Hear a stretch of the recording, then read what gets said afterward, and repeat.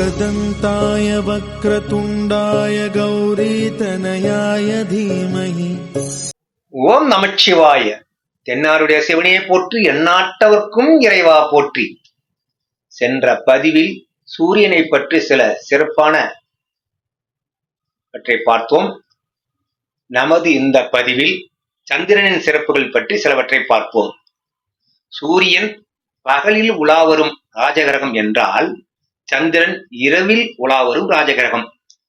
இரவையும் பகலையும் நமக்கு உணர்த்துவது சூரியனும் சந்திரனும் ஆகும். உலகிலேயே கண்ணுக்கு தெரிந்த கடவுள் அப்படின்னு பார்த்தோம்னா அவங்க ரெண்டு பேருங்க. சூரியன் ஒருவர், சந்திரன் ஒருவர்.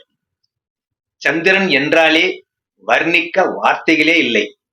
சந்திரன் மிகவும் அழகானவர். சந்திரன் காதலுக்கு மிகவும் உகந்த காரகனாகிறார். சந்திரன் தேய்ந்து வளரும் தன்மை உடையவர். சந்திரன் தேய்ந்தாலும் வளர்ந்தாலும் அவர் அழகே அழகுதான். கவிஞர்கள் அதிகமாக கற்பனை திறமை மிக்கவர்களை உருவாக்கியதும் அந்த பெருமையும் சந்திரனுக்குண்டு. எனவே சந்திரன் மனிதர்களுடைய வாழ்க்கையில் பின்னி பிணைந்துள்ளார் என்பதை யாராலும் மறுத்து சொல்ல முடியாது. அந்த நாளிலிருந்தே இந்த நாள் வரை தாய் தன் பிள்ளைகளுக்கு நிலாவை கற்பனையில் காட்டி சோறு ஊட்டுவாள். காதலர்கள் தங்கள் காதலுக்கு நிலாவை கற்பனையாக வைத்து தூது அனுப்புவார்கள். மொட்டை மாடியில் நிலவை அழகை பார்த்து ரசிக்காத மனிதர்களே இல்லை. சந்திரன் மனோகரன் என்பதால் இவனை பார்த்தாலே கற்பனையும் கவிதைகளும் ஊற்றெடுக்கும். பெண்களை வர்ணிப்பதே நிலவை மையமாக வைத்துதான். சந்திரன் மிகவும் மென்மையானவர், வெண்மையானவர், பஞ்சு போன்ற நிறத்தை உடையவர்.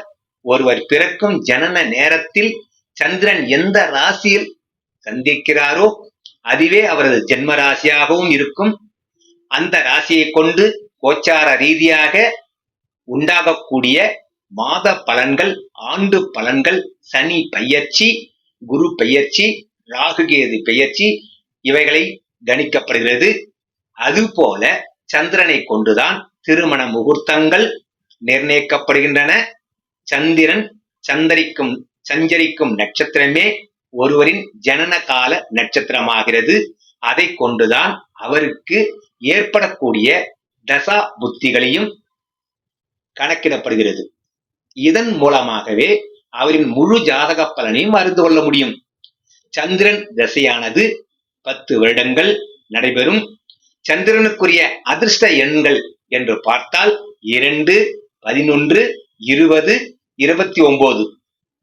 அடுத்ததாக சந்திரன் புராணத்தில் எப்படி இருப்பார் என்பதை சிலவற்றை நம்ம பார்ப்போம். சந்திரன் அத்தி மகரிஷிக்கும் அவருடைய மனைவி அனுஷியாவுக்கும் பிறந்த சோமன், துருவாசன், தத்தாத்ரேயன் ஆகிய 3 பிள்ளைகளில் சோமன் என்பவரே நவகிரகங்களில் ஒருவனாகிய சந்திரன். சந்திரன் குருனுடன் சேர்ந்து பல கலைகளையும் கற்று தேர்ந்தார். சந்திரனுடைய வலிமையும் பேரு அழகும் கண்டவர்கள் அவனுக்கு பெண் கொடுக்க நீ நான் என்று முன் வந்தார்கள். ஆனால் சந்திரன் தட்சனுடைய 27 பெண்களையும் கண்டு மயங்கி அனைவரையும் மனம் முடிந்து கொண்டான்.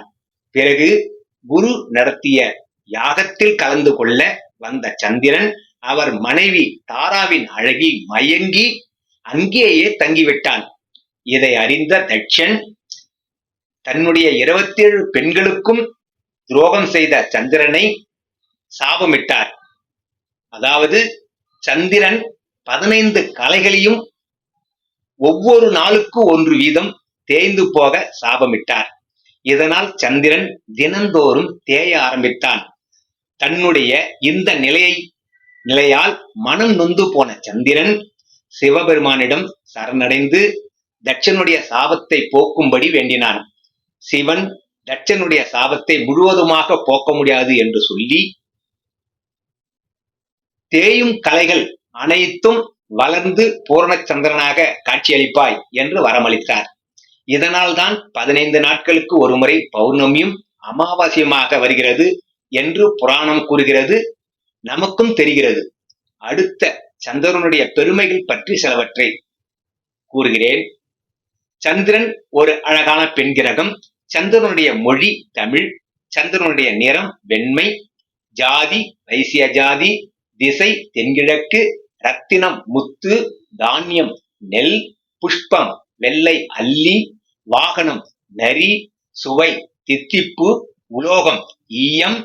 வஸ்திரம் வெள்ளை. தேவதை பார்வதி. குணம் வளர்பிறை சௌமிய. தேய்பிறை குரூரர். சமித்து இருக்கன் கள்ளியாகும். அடுத்து சந்திரனுடைய காரகத்துவங்கள் சிலவற்றை பார்ப்போம்.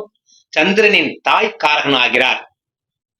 ஆடைகள் சுவையான விருந்து, உபசரிப்பு, ஆடம்பர வாழ்க்கை, குதிரை, தூக்கம், ஏற்ற தாழ்வான பொருளாதாரம், உடல்நிலை, சீதள நோய், இடது கண் புருவம், கூழ், முத்து, வெண்கலம், வெண்மை உப்பு, காய்ச்சுதல், உத்தியோகம், காதல், மீன், உழவு, பயணம், கடல் கடந்து செல்லுதல், நீர்நிலைகள், மேகம், வானவில், சஞ்சலம், சந்தேகம், உடல் குண்டாகுதல், இளைத்தல் போன்றவற்றுக்கும் சந்திரனே காரகனாகிறான்.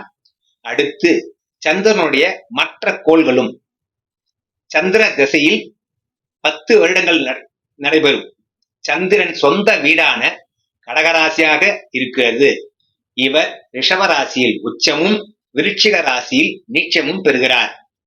சந்திரனுக்கு பகை வீடுகள் என்று சொல்லப்போனால் எதுவும் இல்லை. சந்திரன் ஜனன காலத்தில் நின்ற ராசியை ஜென்ம ராசி என்று நாம் ஜாதகம் கணிக்கிறோம். சந்திரன் தான் நின்ற ராசிக்கு 7ஆம் இடத்தை பார்வை செய்வார். மற்ற பார்வைகள் சந்திரனுக்கு கிடையாது. சந்திரனுடைய நட்சத்திரங்கள் ரோகிணி, அஸ்தம், திருவோணம் ஆகியவையாகும். சந்திரனுடைய நட்பு கிரகங்கள் என்று சொல்ல போனால் செவ்வாய், சுக்கிரன், குரு, சனி, சூரியன், புதன் ஆகியவை நட்பு கிரகங்களாகவும் பகை கிரகங்கள் ராகு, கேது ஆகும்.